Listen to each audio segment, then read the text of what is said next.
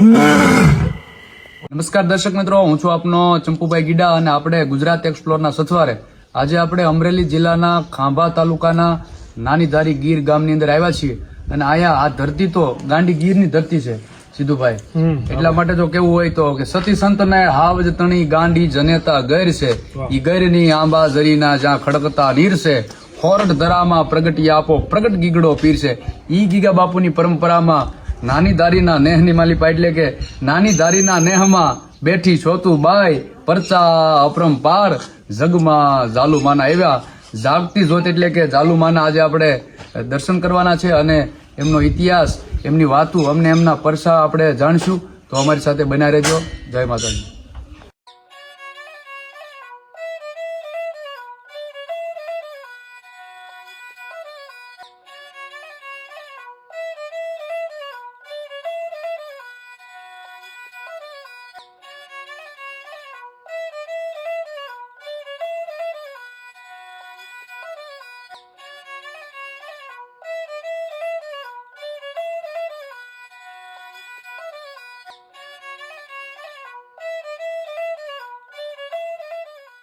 દર્શક મિત્રો, તમે દર્શન કરી રહ્યા છો એ જાગતી જ્યોત એટલે કે જાલુમાના જે મૂર્તિના તમે દર્શન કરી રહ્યા છો અને માના ચરણ પાદુકાના પણ તમે દર્શન કરી રહ્યા છો. અને આપણે હવે માનો ઇતિહાસ આપણે જાણશું.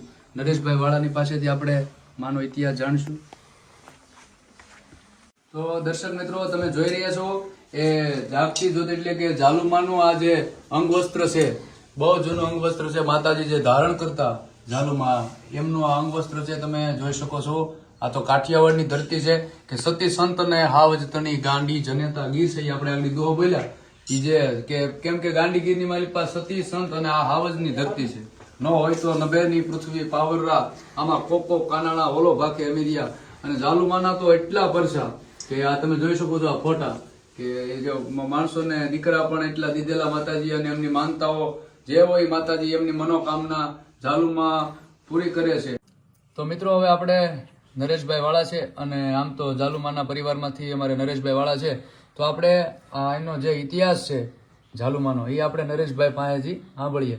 નરેશભાઈ, અમને જણાવો જાલુમાનો જે ઇતિહાસ છે એ તમારા મુખ્ય અમને અમારા દર્શક મિત્રોને તમે સંભળાવો. તો સૌથી પહેલા તો આપ જે ગુજરાત એક્સપ્લોર ચેનલ છે એમાં જે અક્ષયભાઈ, શંપુભાઈ અને સિદ્ધુભાઈ જે કામ કરે છે એક છે ને આ બધું, એમનો પહેલા તો ખૂબ ખૂબ આભાર કે જે ગામડે ગામડે જઈ અને જેને આજની યુવા પેઢી કે જે મીડિયા યુગમાં જેને ખબર નથી કે આ ગામની અંદર શું છે, અહીંથી જે બહાર રહેવા ગયા હોય એને ખબર ન હોય, એના માટે થઈ અને જે તમે ત્રણેય ભાઈઓએ જહેમત ઉઠાવી છે. એટલે પ્રથમ પહેલા તો તમારો ત્રણેય ભાઈઓનો ખૂબ ખૂબ આભાર. અને રહી વાત કે આપ જે નાની ધારીના આંગણે જે આવ્યા છો કે આ જાલુમાં, તો આયમાને તો એટલા પ્રસંગો છે કે જેની તો આપણે શબ્દોમાં વર્ણન ન કરી.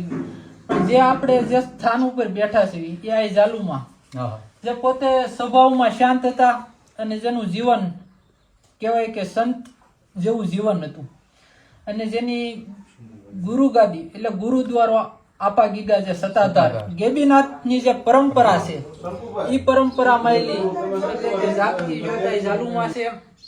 અને રહી વાત કે આ જાલુમાં ઉંમર 117 વર્ષ 15 વર્ષ જીવાતા એટલું એને કામ કર્યું કે બીજાનું સારું થાય ને એવું જ આઈમાં કામ કરેલું હતું. એવા અસલ યુગના કાઠિયાણી હતા. અને જે આઈમાનો જે આખો પ્રસંગ છે એ અમને મૂળમાંથી અમારા દર્શક મિત્રોને તમે જણાવો. મૂળમાં એટલે આ જાલુમાં આજે બાજુનું જે વીરપુર ગામ છે, ગઢિયા વીરપુર કહેવાય, ત્યાં કાળિયા પરિવાર ત્યાંના દીકરી હતા. અને એમ કહેવાય કે હાહરી આયા નાની ધારી વાળા પરિવારમાં હતા. એટલે આઈમાને તો કોઈ સંતાન નતું, પણ એમના જે દેર થાય એમના દીકરા એક રાણા બાપુ, અને એ રાણા બાપુ ને એને એ વખતની અંદર બધા વર્ષો પહેલા વડીલો વાત કરે છે કે મરકી નામનો રોગ આવ્યો હતો. એ સમયની અંદર ગામડે ગામડે એમ કહેવાય કે એટલી સીતાઓ સળગતી કે જેનો કોઈ પાર નહોતો. એ વખતની અંદર આ જાલુમાં આપા ગીગાનું સ્મરણ કરતા અને કહેતા કે હે આપા ગીગા તું અમારા પરિવારનું ધ્યાન રાખજે. અને આપા ગીગાને અવારનવાર પ્રાર્થના કરી અને ઈ રાણા બાપુનું એમ કહેવાય કે ઈ સમયમાં ઉછેર કરતા. રાણા બાપુ હા. અને ઈ રાણા બાપુનો પરિવાર અમે જે કોઈ રાણા બાપુને 4 દીકરા ઈ સુખા બાપુ, ઠારુ બાપુ, દાના બાપુ અને ભાયા બાપુ. હાલ ભાયા બાપુ અહીંયા જ છે. અને આજે તમે ઇતિહાસ તો અમને જણાવ્યો કે એ સમયના એ અસલ યુગના એમ કહેવાય છે કે કાઠિયાણી હતા ને એમણે ખૂબ એમ કહેવાય છે કે ભક્તિ કરી અને માણસોના આમ તો દુઃખને દૂર કર્યા અને અહીંયા આવી અને માતાજીએ ભક્તિનો અલગ જગાડી અને જે સત્તાધારની પરંપરા એટલે કે આ માના ગુરુ કોણ હતા? આ માના ગુરુ હતા રામ બાપુ. રામ બાપુ સત્તાધાર જગ્યા રામ બાપુ છે. પોતે આપા ગીગાને બહુ માનતા પણ ગુરુ એમને રામ બાપુને માનેલા. ત્યારબાદ આ જે મૂર્તિ જે માની છે એ એની કોણે સ્થાપના કરી? વર્ષો પહેલા એમ કહેવાય છે કે આ આઈમાની ફૂલ સમાધિ આપી હતી.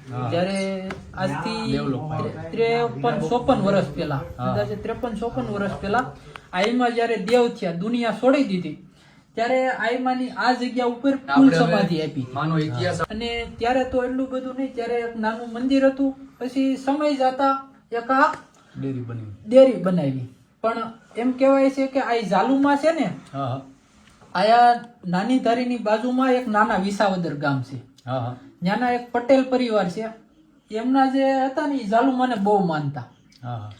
તે ઈ ઝાલુમાને માનતા પછી જયારે એને ત્યાં દીકરાનો જન્મ થયો ને, એનું નામ હતું ભાઈલાલભાઈ. ભાઈલાલભાઈ. ઈ ભાઈલાલભાઈ ને એમ કહેતા કે જો બેટા તારે જીવનમાં સુખી થવું હોય, આગળ વધવું હોય, પણ આપણે જે આ જે માં છે ને એને તું માનજે એમ. એટલે સમય જતા ઈ પોતે અમદાવાદ રહેવા ગયા. એની ત્યાં દીકરાનો જન્મ નતો થતો. એટલે આઈમાની માનતા કરી કે જો મારો દીકરો છે ને એની ત્યાં જો દીકરાનો જન્મ થાય ને તો હું નાની ધારી ઝાલુમાની મૂર્તિ પ્રાણ પ્રતિષ્ઠા મહોત્સવ ઉજવી. એટલે એમ કહેવાય છે કે એમને ત્યાં દીકરાનો જન્મ થયો. દીકરાનો જન્મ થયો પછી ભાઈલાલભાઈ તો અવારનવાર આજની તારીખે પણ જયારે અમદાવાદ થી આવે ત્યારે પેલા નાના વિસાવદર નો જાય, પેલા નાની તારી આવીને આ ઝાલુમાના દર્શન કરે. એટલી શ્રદ્ધા. અગલે ને ડગલે આજે અમદાવાદ ની અંદર ઈ ભાઈલાલભાઈ ઝાલુમાને બહુ માને છે. પછી આજથી 17-18 વર્ષ પેલા એને 3.5 દિવસનો મૂર્તિ પ્રાણ પ્રતિષ્ઠા મહોત્સવ ઉજવ્યો હતો. ત્યારે આપણે તો નાના નાના બહુ ન સાંભળે, વડીલો વાત કરતા હતા કે 3.5 દિવસ સુધી નાની ધારી અને નાના વિસાવદર એ ગામ ધુવાડા બંધ હતું અને બધા આઈમાને કહેવાય કે ઉભા પગે બધા સેવા કરી અને એને મૂર્તિ પ્રાણ પ્રતિષ્ઠા મહોત્સવ. અને ત્યારે 3.5 દિવસ એમ કહેવાય ખતાધર થી જીવરાજ બાપુ ને એ બધા આવેલા અને આઈમાનો એ મહોત્સવ ઉજવી. અને આ ભાઈલાલભાઈ છે નાના વિસાવદરના, એમણે આ મૂર્તિ પ્રાણ પ્રતિષ્ઠા અને એમણે આ મૂર્તિ બનાવી છે. પછી એક વાત છે આપણે વાવડીના દરબાર વીર રામવાળા અને તેમના કાકાના દીકરા એટલે કે એભલ બાપુ. એભલ બાપુ ને જયારે એમ કહેવાય છે કે આમ રાડ એટલે કે કાળજાળ એનું એમ કહેવાય છે કે નામ હતું અને તેમને પણ તેમના ગુરુ બન્યા હતા. તેમને શાંત પાડ્યા હતા એ સમયની માલિપા એટલે કે એમની ભક્તિની માલિપા એમનો પ્રવેશ કરાયો હતો, એમનું જીવનને પરિવર્તન કર્યું હતું. એમાં પણ ઝાલુમાનો હાથ હતો. માતાજી એમને સમજાવ્યા હતા અને યાત્રા લઈ જાય એની વિશે પણ કાંઈ. પ્રથમ પેલા જે તમારે યારે સિદ્ધુભાઈ ઈ જ પરિવાર માંથી આવે છે.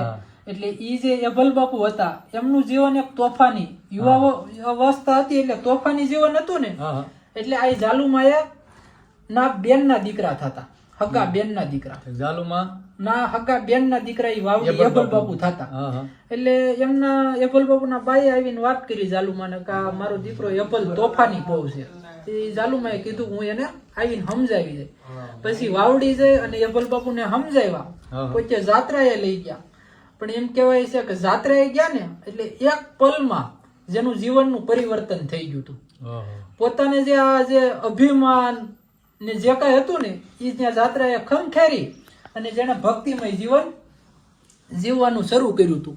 ત્યાર પછી તો એમ કહેવાય કે વાવડી આવ્યા, તે પછી એમને સપ્તાહ કરી, ઘણી બધી જાત્રાઓ કરી અને એમ કહેવાય છે કે એભલ બાપુએ પછી તો એનું સંત જેવું જીવન થઈ ગયું હતું. અને આજે પણ વાવડીની અંદર ઈ પરિવારમાંથી ઘણા ભાઈઓ છે એમ. તો આવી નેક ટેક ને ધર્મની અહીંયા પાણે પાણે વાત સંત અને સુરા નિબજાવતી અમારી ધરતીની અમીરાત. તો આપ પણ ક્યારેક માના દર્શન કરવા માટે આવી શકો છો. અને કાંઈ પણ શ્રદ્ધા હોય ને તો આ બધી વસ્તુ છે. જો શ્રદ્ધા હોય તો માં ભગવતી ઝાલુમાં હજી પણ હોકારો આપે છે ને એવા તો અસંખ્ય પરચા છે. આ વિડીયોના માધ્યમથી એટલા બધા પરચા તો અમે તમને કહી નથી શીખ્યા. આગળ અમે તમને જે માના જે પરસાનો ઇતિહાસ આખો તમને દેખાડ્યો હોય એવા તો અપરંપાર માના પરચા છે. અને આજની તારીખમાં હજી અમારે કોઈ આજુબાજુના કોઈ મજૂર વર્ગ હોય હા. અને વાડીએ કામ કરતા હોય ને કોઈ વીસી કવડે અને ઝાલુમાન નામની ગાંઠ વાળી દે કે જય ઝાલુમાન, જય ઝાલુમાન. એટલે એમને વીસી પણ ચડતો નથી એમ. અને ઘણી વખત એવું પણ બનેલું કે કોઈની વસ્તુ હોય, કોઈ ઘરેણા છે, કોઈ નાની વસ્તુ ખોવાણી હોય અને ક્યારેક મનોમન ઝાલુમાન નામની નાની માનતા કરે ગાંઠ વાળી દે તો પણ ઘણા એવા દાખલા છે કે આ ઝાલુમાને નામ લીધું હોય અને એ વસ્તુ જડી ગઈ હોય એવું. અને નરેશભાઈ તમે વાત કરી કે નાની ધારી, મારું મોહાળે નાની ધારી, એટલે મારા બાએ ઘણી વાર કહેતા હોય કે જયારે ઈ કે એક દિવસ સમય એવું થયું કે એક દી હું આ બધા 2 દિવસે વાળા દરબાર એટલે હું ડેલો ખોલતા ભૂલી ગયા. એ સમયમાં તો લાકડાનો ડેલો હતો, તો રાતે સવારમાં વહેલો ડેલો ખુલી ગયો હતો. એમ કહે છે કે એવો કરશો માનો એને વચ્ચે જોયેલો કે ભાઈ એ સમયમાં ભૂલે કરે હાથે ડેલો ખુલી ગયો હતો સવારમાં. આવા માના તો અસંખ્ય પરચા છે માતાજીના. જો કેવા બેહીએ તો રાયતું ટૂંકી પડે. તો નરેશભાઈ આપનો પણ ખૂબ ખૂબ આભાર.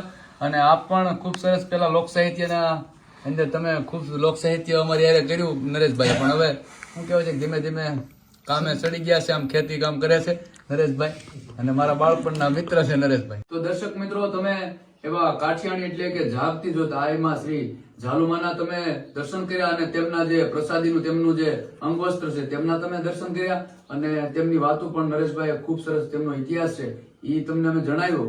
તો આવા અવનવા વિડીયો જોવા માટે અમારી ચેનલ એટલે કે ગુજરાત એક્સપ્લોરના સથવારે તમે જોતા રહેજો. આવા અવનવા વિડીયો આપણી જે દેહાણ જગ્યાઓ છે, આપણી સંસ્કૃતિ, આપણો વારસો અને કાંઈક ને કાંઈક અમે આવું બધું તમારી સમક્ષ લાવતા રહીશું. અને હવે ત્યારબાદ અમે એક નવું એમ કહેવાય છે કે જઈ રહ્યા છીએ, નવું લાવવા માટે આવી રહ્યા છીએ, જે આપણે વ્યક્તિ વિશેષની પણ અમે મુલાકાત કરશું. તો અમારી ચેનલ ગુજરાત એક્સપ્લોર ઉપર આ બધા જોડા રહેજો. તો જય શ્યામ, જય શ્રીનારાયણ, જય રામનાથ, જય માતાજી.